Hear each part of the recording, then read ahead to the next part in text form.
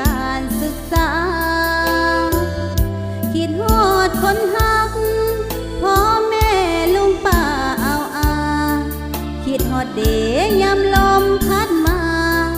พาให้ใจคิดฮอดแหงอยู่ห่างไกลแฟนสุดแสนคิดฮอดแต่เจ้าว่าใจน้องนี้งวมเหงาคิดฮอดเจ้าผู้เบาควันแพงอ้ายจงรอคอยน้องในวันงานแต่งเรียนจบมือใด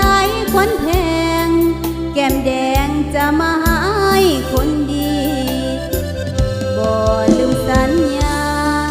สาบานของเฮาวันนั้นจะฮักจนสัวนิรันดร์ยังจำอยู่ในใจนี้ฝากให้ดูแลพ่อแม่แน่เด้อคนดีอ้ายเอ๋ยอย่าคิดในนี้คนดีให้ใจแน่นอนอย่าได้ใจน้อยจงคอยน้องก่อนเด้อสายบ่ดนน้องจากกลับไปให้อายตั้งใจเก็บเงินไว้ก่อนบ่โดนดอกนาแก้วตาน้องจะกลับย้อนอ้ายเอ๋ยจงได้หยิบทอนเงินทองเพื่อมาสู่ขอ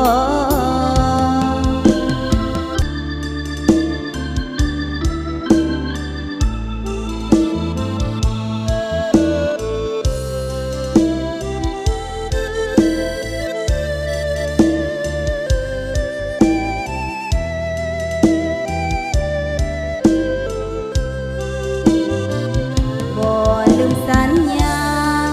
สาบานของเฮาวันนั้นจะฮักจนสัวนิรันดร์ยังจำอยู่ในใจนี้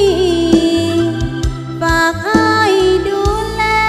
พ่อแม่แน่เด้อคนดี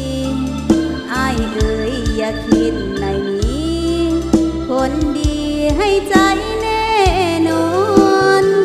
อย่าได้ใจน้อยจงคอยน้องก่อนเด้อสายบ่ดนน้องจากกลับไป